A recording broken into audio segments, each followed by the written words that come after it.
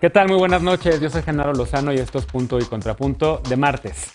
Mañana, miércoles a la medianoche, empieza la veda electoral y cierran finalmente las campañas electorales de este 2021. Haremos esta noche un balance sobre este proceso con la mesa de los martes y los jueves. Y pronto habrá un relevo en el Banco de México, en Banjico. El presidente López Obrador anunció que no renovará a Alejandro Díaz de León como gobernador de Banjico. ¿Quiénes podrían sustituirlo? ¿Es una buena idea el cambio a estas alturas o no? En muchas partes del mundo, el mes de junio es el llamado mes del orgullo y se usa para conmemorar los avances en los derechos humanos de las personas lésbico, gay, bisexuales y trans, LGBT, así como a los personajes que han contribuido a la lucha del movimiento de la diversidad sexual. Es un mes de orgullo y de resistencia para las poblaciones de la diversidad sexual. ¿Y cómo va México en estos temas? Haremos también un balance. Quédate con nosotros que ya empieza Punto y Contrapunto de martes.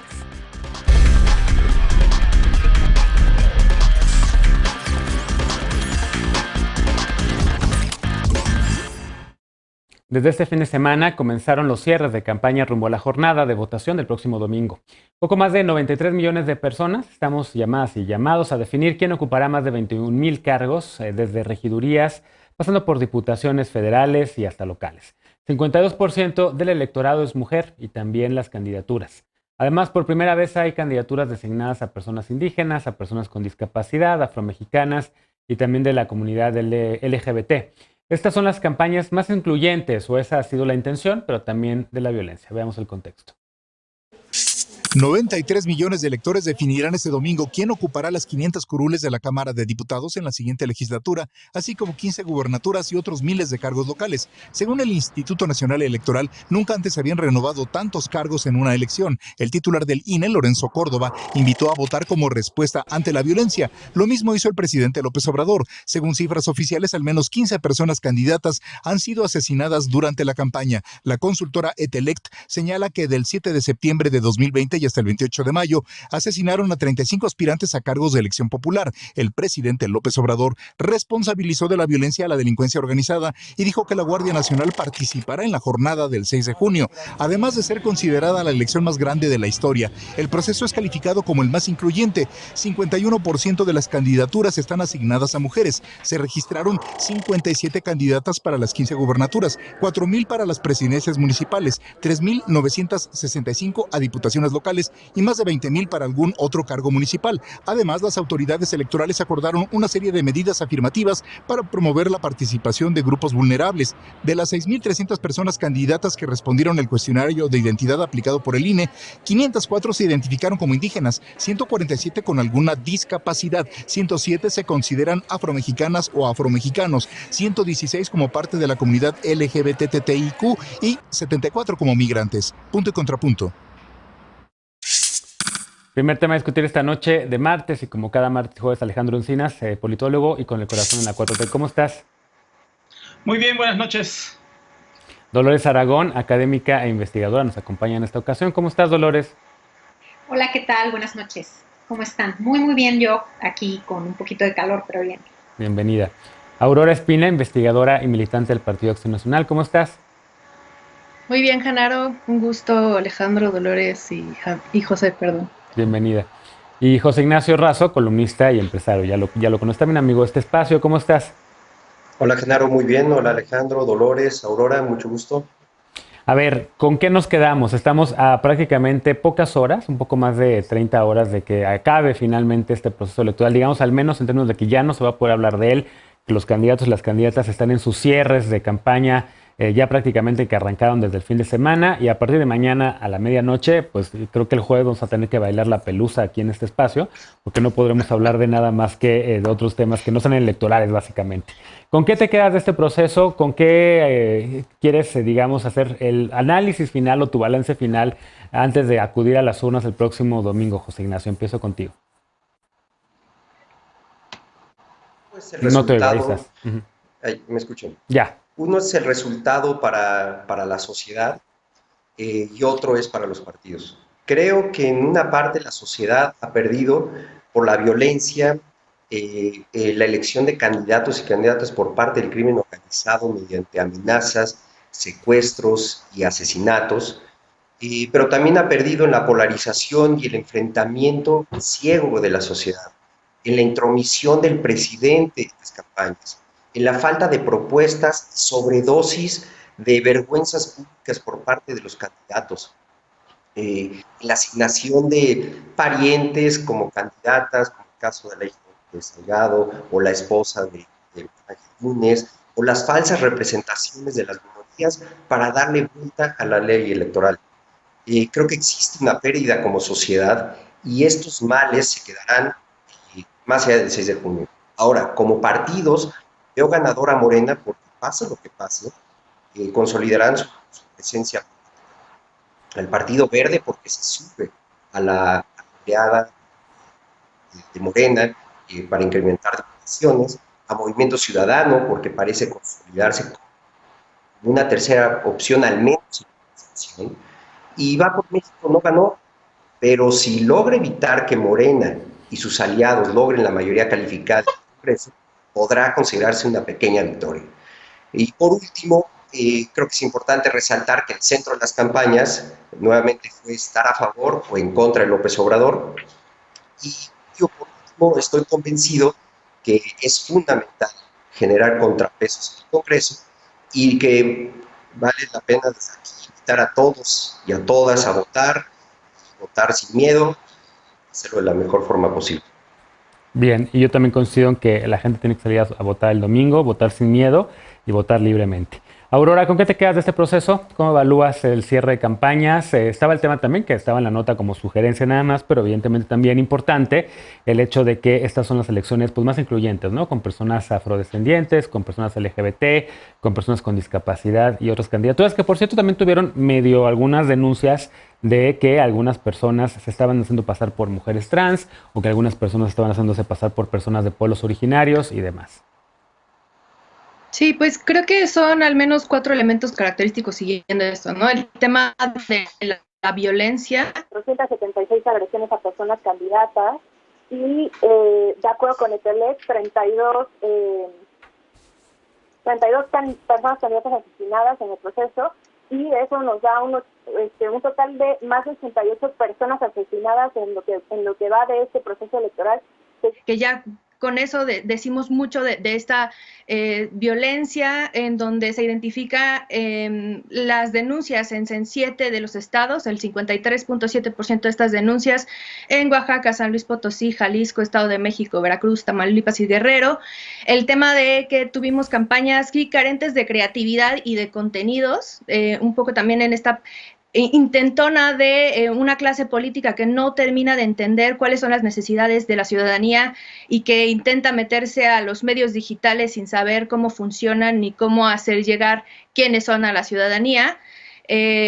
Un proceso de alta crispación y polarización política que es impulsada y promovida diariamente desde el púlpito presidencial y que al final de cuentas nos demuestra que pues la violencia discursiva también se ve traducida en violencia física, y eso hay que llamarlo, pero también un proceso electoral o un proceso de campañas que nos queda debiendo a las mujeres, porque no se cumplió desde mi perspectiva a cabalidad el tema de la paridad de género, el tema de este compromiso del 3 de 3 contra la violencia hacia las mujeres, y justamente por eso hemos venido viendo desde procesos electorales como en 2018 que se utiliza otro tipo de figuras también para entrar desde este tema de paridad y no cumplir con la ley. Entonces, yo creo que ese es un poco el balance que yo daría, y creo que al final de cuentas nos lleva a hacer un llamado a un voto informado, consciente, para exigirle mejor a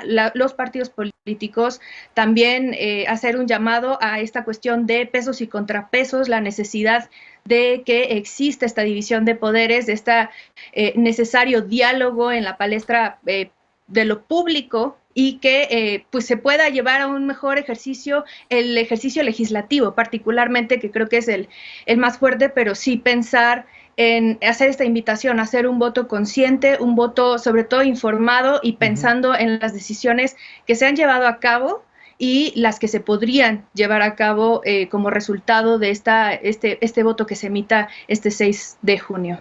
De acuerdo, uno de los enemigos a vencer es el abstencionismo y también el salir a votar sin ni siquiera saber quiénes son tus personas candidatas o sus propuestas, ¿no? Ayer recomendábamos a Alejandro aquí en este espacio la página de la UNAM de voto informado, así como también algunos proyectos locales como el de Serendipia, entre otros, que también te daban un poco de información para conocer quiénes son tus elecciones, digamos, de los distintos partidos, las propuestas y demás. ¿Con qué te quedas tú como cierre, digamos, de este balance electoral del 2021, Alejandro?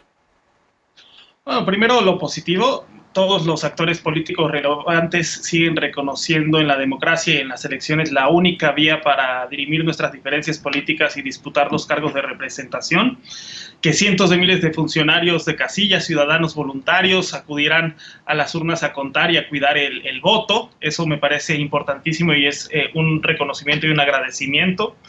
Que las elecciones y los resultados tienen cierto grado de incertidumbre. Aunque hay tendencias y tenemos estudios demoscópicos, sí existe este grado de incertidumbre entre ganadores y perdedores que es inherente a cualquier proceso democrático. No hay ganadores predeterminados, como sucedía en el pasado autoritario. Y también algo positivo es que más allá de los gritos y sombrerazos, de los dimes y diretes, realmente en el escenario no se avecina una amenaza real para, digamos, un gran operativo, una maquinaria de fraude electoral o alguna amenaza que afectara contundentemente la certeza en el proceso electoral. Otro punto positivo es que pese a la pandemia, las campañas se realizaron de manera satisfactoria y así será también el próximo domingo.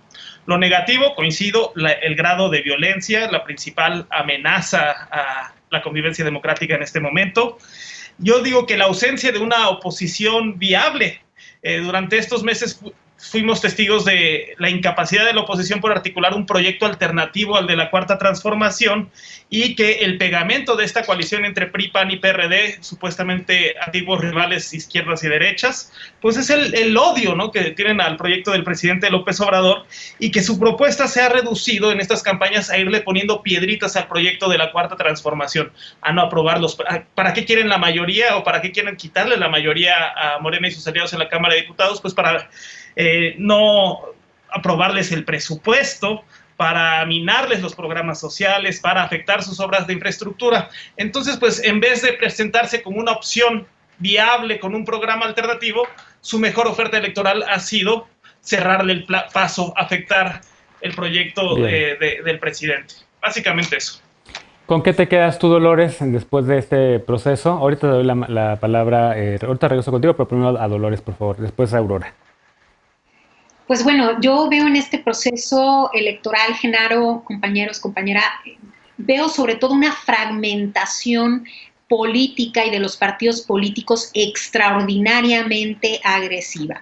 Personas de izquierda que de pronto están en partidos de derechas, personas de derecha que de pronto migran a partidos de izquierda.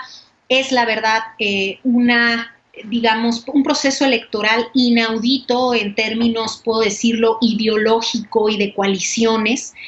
Nunca se había dado de esta manera, nunca habíamos visto al PRIAN tan unido, y pongo el ejemplo, y perdónenme por siempre tener que hablar del norte, pero bueno, uno tiene que expresar ciertas cosas de pronto para poner ejemplos.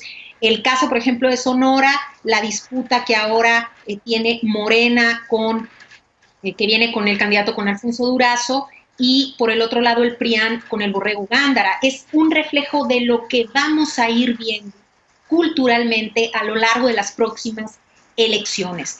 El laboratorio, por así decir, del caso de Sonora, estas encuestas que están todavía muy pegados, o sea, hay un movimiento fuertísimo a favor del presidente Andrés Manuel López Obrador. Uno lo puede ver, Genaro, cuando transita por las calles de Hermosillo, por las calles de Sonora, por las calles de la Ciudad de México. Pero también hay que reconocerle al PRIAN que este discurso en contra contestatario, tenga o no fondo o forma o como quisieran verlo, también está teniendo un efecto en el electorado. Y creo que va a ser una disputa sumamente cerrada, que va a definir y va a redefinir los congresos a nivel local, por supuesto, en los locales, pero también a nivel federal. Y creo que ahora sí cada uno de las coaliciones y de los partidos políticos están donde les dejan participar. Y es que algo que me llama mucho la atención de este proceso electoral es estas ganas, por así decir, de candidatos y de candidatas de meterse a este proceso de elección, y la única vía es hacerlo por la institucionalidad, es decir, con los partidos, ya no quedó otra opción. Pero, ¿cuál es el problema? Que de pronto no hay un proyecto consensuado. Yo creo que esa parte también coincide un poco con Alejandro con lo que dice. O sea, el PRIAN sí viene fuerte, negarlo es una tontería, pero ¿cuál es el proyecto de fondo y cómo se lo van a repartir? Aurora, tenía la mano levantada, tenemos 30 segundos nada más para un último comentario. Sí, claro, pues nada más aclarar, ¿no? O sea, echar por tierra los programas, pues eso ya lo hizo Morena, tirando estancias infantiles, sacando los refugios para mujeres víctimas de la violencia extrema, las medicinas y tratamientos para niños enfermos con cáncer, muchas otras cosas. Más bien dicho, la intención es abonar a un esquema de contrapesos que son fundamentales en un sistema democrático, y justamente para evitar que se lleven a cabo decisiones que van en contra del beneficio de las personas, que hemos estado viendo que decisión tras decisión van minando la situación económica de las personas. Se han afectado vidas y se han perdido vidas precisamente por la negligencia y por las malas decisiones de este gobierno. Entonces, yo no veo ahí cuál es la situación de quitar esos programas que dice Alejandro, pues los quitaron ustedes. No sé a qué programa se quiera referir ahora. Bien. Déjenme hacer una pausa. Regresamos con el segundo tema de la noche. En 6 meses, el Banco de México, Banxico, tendrá un nuevo gobernador o gobernadora, no sabemos. El presidente López Obrador dijo que propondrá a alguien con prestigio, pero también que sea partidario o partidaria de lo que él llamó economía moral. ¿Cuáles implicaciones tiene este anuncio? Regresamos con este tema punto y contrapunto, no te vayas.